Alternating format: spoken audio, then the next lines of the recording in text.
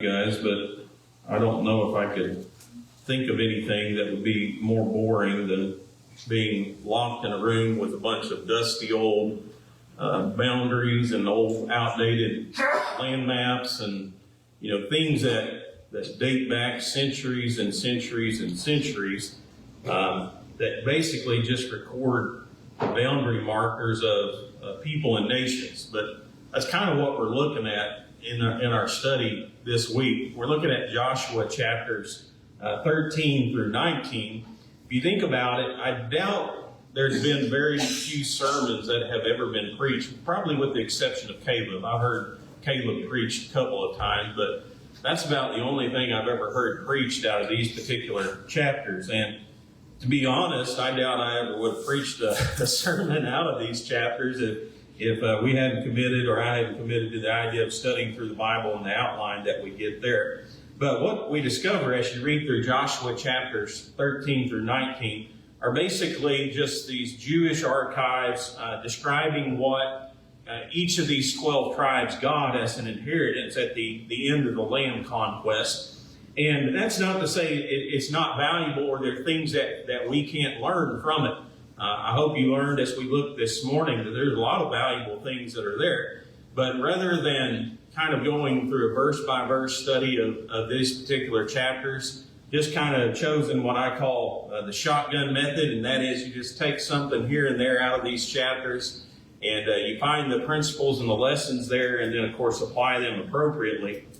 There's no way that I exhausted all the different lessons that, as we look at these chapters again tonight, that could come from here. One of them that really intrigued me, almost spent some time on, is the story of Balaam. That's also mentioned within these chapters. But we're not getting bogged down with the specific and the minute details of these boundaries of the lands and things like that. Rather, studying some of the themes and some of the lessons that can be taken from some of the things that we read about in these chapters itself. Dennis asked me this morning, he came up to me all, real serious. He said, I got a question for you. I thought, oh boy, here comes a profound Bible question. And so I got my thinking cap on, and he said, what's the difference between a shotgun approach and chasing rabbits? And I said, well, the shotgun approach, you actually hit something. If you're chasing rabbits, you just go around circles and never really catch anything. I don't think there's much difference, Dennis, but that's kind of the method that we're taking here as we look at these chapters. We're just bouncing here and there and picking out ideas and themes from these stories. There's two main things, though, that I want for us to think about tonight. And the lesson, if you're trying to give it a title, I entitled it, Enjoy Your Inheritance, but it's not really about that. Like I said, we're just going here and there and picking out lessons and ideas and themes. But there are two main themes that I want us to think about from these chapters this evening. And the first one deals with the idea that's found in Joshua chapter 13 and verse 1. And that is that the work of God is never really finished. When you read there in verse 1, the Bible records this. It says, Now Joshua was old and stricken in years, and the Lord said unto him, Thou art old and stricken in years, and there remaineth yet very much land to be possessed. Now, it doesn't seem like that long ago when we were reading about how Joshua was this young man, who was kind of being mentored or tutored under Moses, and who was going to take over the children of Israel and lead them into the promised land.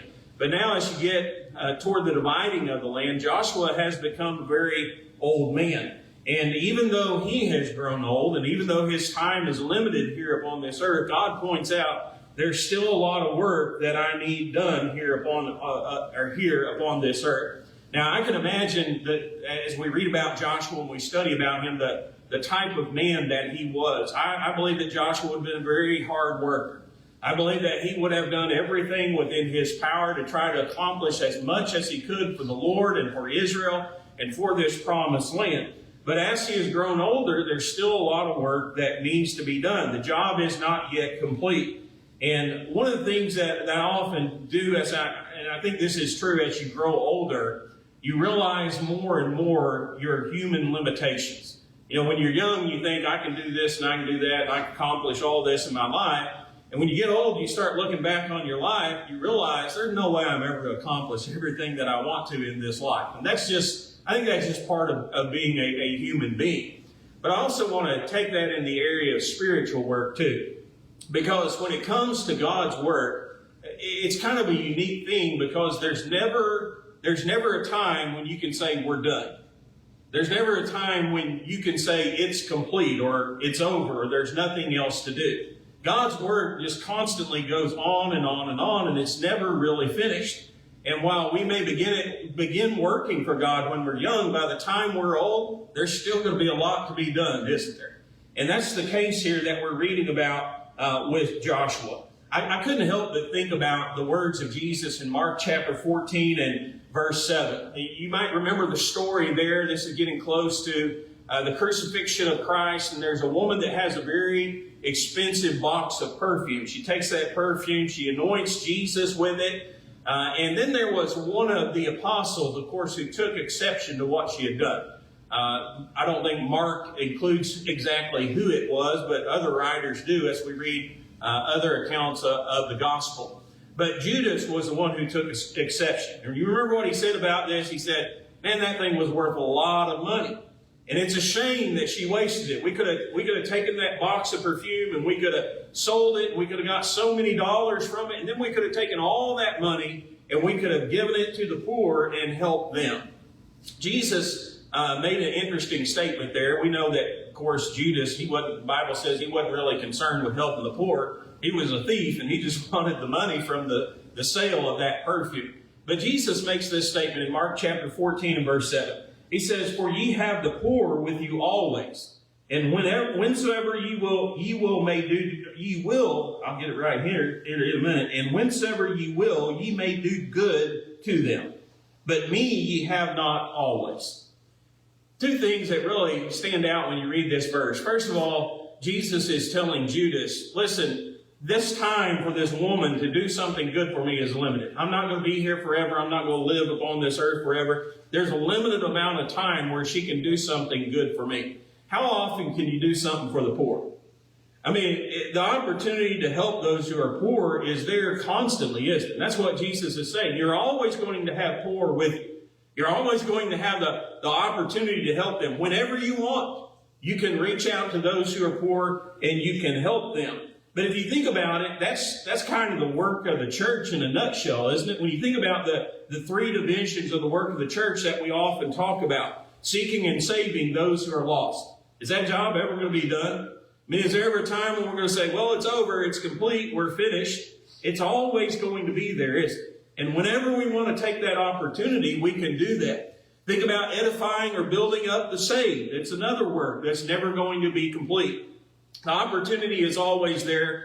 We can always take advantage of it. Helping those who are in need, practicing benevolence. That opportunity is ever going to be before us. The door is always open, and whenever we want to take advantage of that, all we have to do is get up and take advantage of it. That's the work of the church. It's a work that's never over. It's a work that's never finished. It's a work that's never complete. And we did it yesterday as Christians. Talking about seeking, saving the lost, edifying the saved, helping those who are in need. We're doing it today. And guess what? When we wake up tomorrow, we're going to have to do it again, aren't we? The work is constantly there and it's never really finished. And that if you think about that as a human, sometimes, and I know that's one of the things, especially when I was younger, that really bothered me, just seemed like you never got the work done. And that's because the work never ends. It's always going to be open. The opportunities are always going to be presented to us. And so if you're a mind-oriented, goal-setting person, if you're all about completing the task, and face it, as humans, that's kind of how we are. And then we like to have that satisfaction of saying, well, it's done, it's over, it's finished, I did it. You can't ever really do that with the work of God. Now, you can set goals and you can reach those goals and accomplish them, but the work is never really over or complete. And so when we're done, when our time here upon this earth is done, we're going to take the torch and we're going to pass it on to the next generation.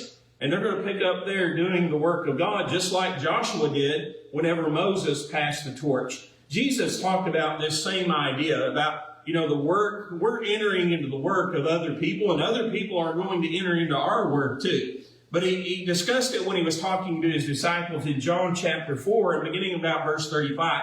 He said there, say not ye, there are yet 4 months, and then cometh harvest. Behold, I say unto you, lift up your eyes and look on the fields, for they are white already to harvest. And he that reapeth receiveth wages, and gathereth fruit unto eternal life, that both he that soweth and he that reapeth may rejoice together. And herein is that true saying, one soweth and another reapeth.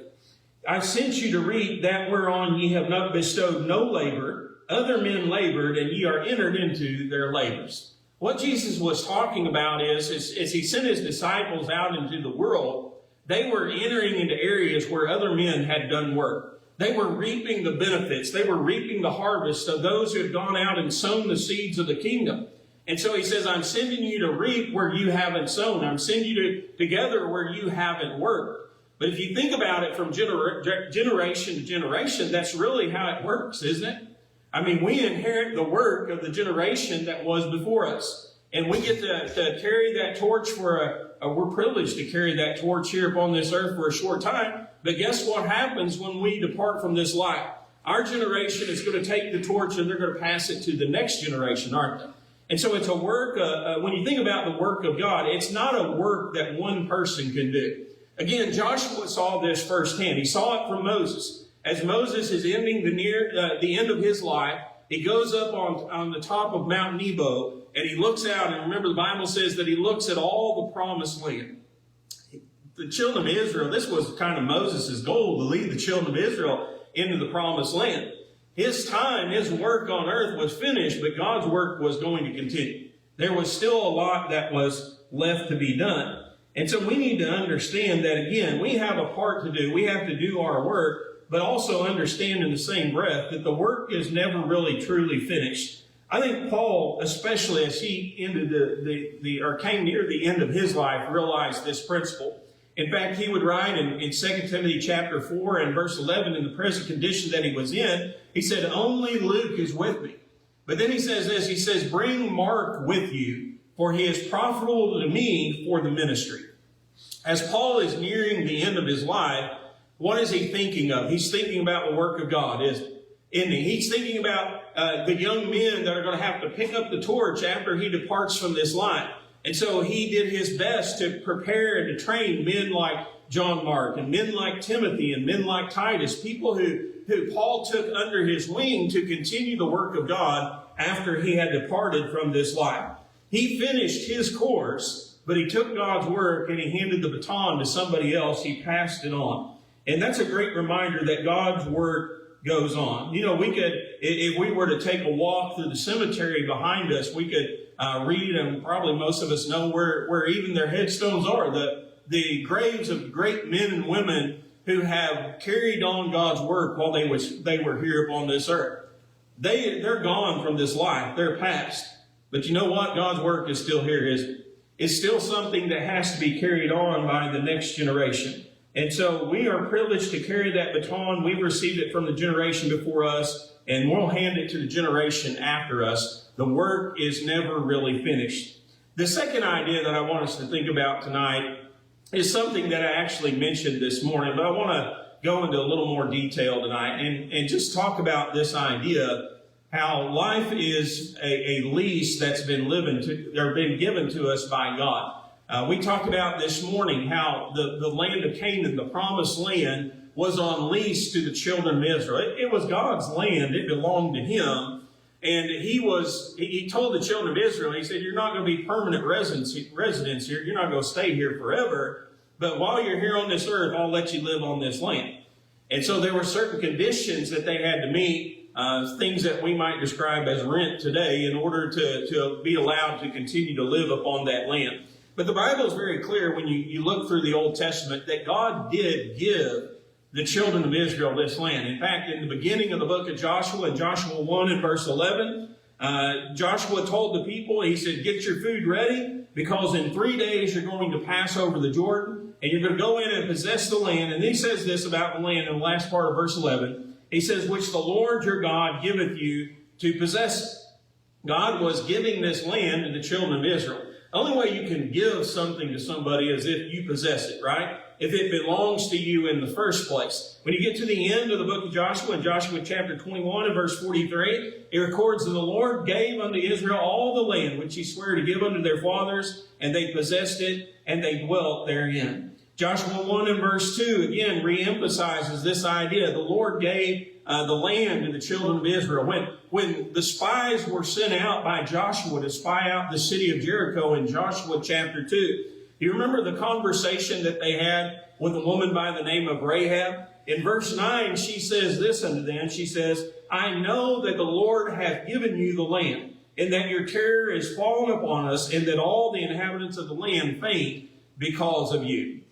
There was no doubt within the mind of Rahab that God had given the land to the children of Israel. But if you also had that mindset and that thinking, you also have to think, that means he's taken it away from the Canaanites, right? That means that this land belongs to God, and it's his to give and to take away as he sees fit. And that's exactly what God did. Remember in Leviticus 23 and verse 20 or 25, 23, a passage that we looked at this morning. But here's what God says to Israel. He says, the land is not to be permanently sold because it is mine, and you are only foreigners and temporary residents on my land. It reminds us, or it reminds me, of the principle of stewardship. And what God tried to get Israel to understand about this land is, hey, this isn't yours. I'm not giving it to you in the sense that I'm giving it into your possession and it's going to belong to you solely and you can do whatever you want with it and I don't really care. He always told them, this is my land. And I'm going to lease this land to you, and one day you're going to have to give it back to me. And while it's on lease to you, there are some terms of this lease that you have to meet. There's certain things that you are to do with this land. There's certain things that you are not to do with this land. And so what I want us to think about as we look at this second point here is some of the ways that God told the children of Israel, some of the things that were probably a little bit different in the way that they handled the land and the people of the land than those who were before them. Then, Lord willing, we'll talk a little bit about how that ties in. The first thing that I'll mention is just the idea of land reform. And basically, here's what you can glean when you study historically, not just the Canaanites, but a lot of different societies and nations in the history of the human world. Generally speaking, the uppers, what we would call the upper social class, they're going to possess about 50% of the land in about every nation and society. That's just the way that it is. The Canaanites were no different. Who were the main people who possessed the majority of the land? Well, you had kings. Kings would have possessed a tremendous amount of area and land within the realm where they reigned. You had government officials. You had those who were high up in the religious hierarchy. You had these great businessmen. All these people possessed a tremendous amount of land. But what's interesting is when you read about how did God divide up the land among the children of Israel? Well, as you read through, again, we're probably not going to read through Joshua chapters 13 through 19. You can just take my word for it. But when you read through it, what you'll find is tribe after tribe and family after family that God gives land to.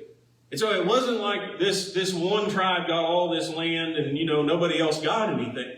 But it was this idea of dividing up the land, of reforming it so that everybody had a piece of something. God treated people impartially. It didn't matter what class you were from. It didn't matter how much money you had or what your economic background was. You received an inheritance. You received part of this land. There were no privileged classes when you look at how God divided up the land. And, I can't say this is for sure, but I imagine that's one of the reasons why God didn't want Israel to have a king in the first place. What do kings do? They take over everything, don't they? They come into possession of everything. And God knew if they appointed a king that he would take, he told Samuel that very thing. He said, they're going to take your sons, and they're going to take your daughters, and they're going to take your animals, and they're going to take your lands and your vineyards and everything else. But there was a different way that God implemented whenever the land was divided up among the children of Israel than was existent in the ordinary day world. The second thing that really stands out to me is the close association that all Israelites were to have with one another. Again, when you think about nations and you think about society, there's usually a big disconnect between what we call the upper class and the lower class. there's usually some boundary. There's usually not a lot of association that goes back and forth between those different classes. And in that old Canaanite society, that certainly would have been the case. You know, you had people who sold themselves indentured servants, debt slavery. You could sell yourself into slavery in order to pay off your debts. Those would have made up the lower class people. You had those who were sharecroppers. They didn't have a whole lot of land, so they would work other people's lands and they would take a share of that crop as their own. But they were basically, helping to pad the bank accounts of those who possessed all those different lands without them really having to do a whole lot of the work. There were heavy taxes that were imposed upon them to help support those who we might describe as the urban elite. But that wasn't the way it was in God's new society. Remember, he was setting up a new society with very distinctive characteristics. There were certain ways that they were supposed to use this land, certain things that they were supposed to do with it that weren't really normal for that day and for that age. But one of the things you read about, that's what it emphasizes, the relationship of the Israelites to one another. They were brothers. They were sisters. And that's the way that they were supposed to treat one another. The land was to be used for the benefit of those who possessed it. That wasn't wrong. If you own land, plant things, run animals on it, glean from that land. But God also says this, help those who are in need. If you see your brother or your sister out there and they're in a difficult situation, don't just say, I've got all this stuff for myself, but help those who needed help. And so the land was to be used not just for themselves, but for the benefit of all people. You have the principle of under the laws of Israel, you had kind of this periodic redistribution of the land. There was a minor adjustment after every 7 years concerning the land, but every 50 years, the land reverted back to the family that possessed it or originally was supposed to possess it as the inheritance was assigned.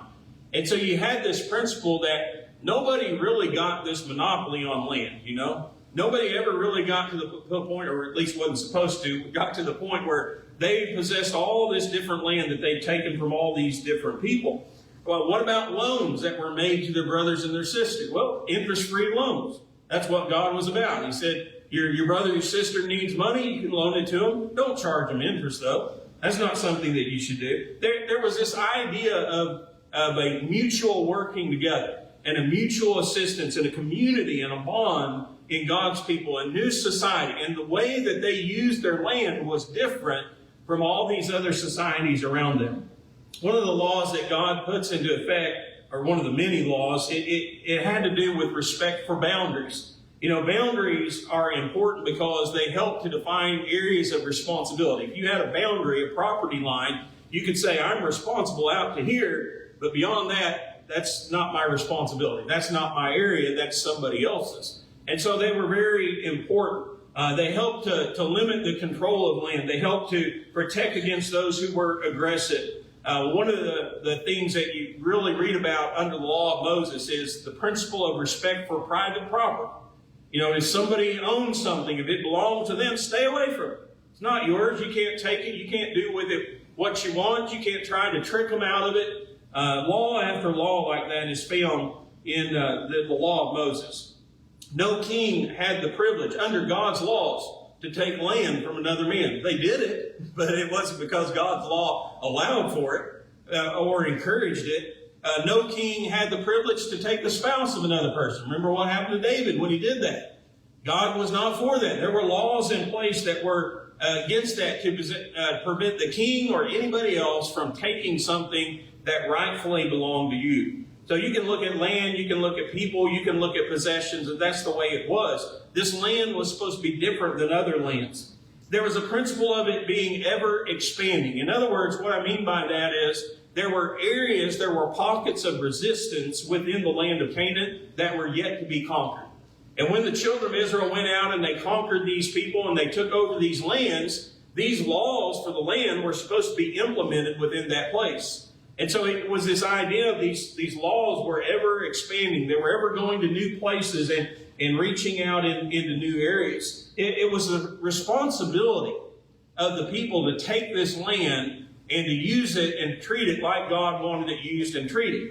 It was unleashed to them by God. And if you think about Christians today, that's a tremendous illustration of life, isn't it?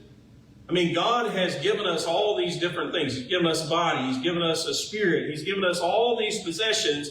And they're not ours in the sense that God has given them to them and said, now these are yours and you do whatever you want to do with them. And I don't really care. But they're on lease. God says your body belongs to me. He says your spirit belongs to me. Your possessions belong to me. And because they belong to me, I'm leasing them to you for a time. And here's what I want you to do with them. Well, you see that principle again in the illustration of the children of Israel in their land. One of the things that really stands out to me when you read about the distribution of this land, you'll read about the rights of women within the inheriting part of this land. In fact, in Joshua 17, 3 through 4, you'll read there a man by the name of Zelophehad. The Bible says that he didn't have any sons, but he did have daughters.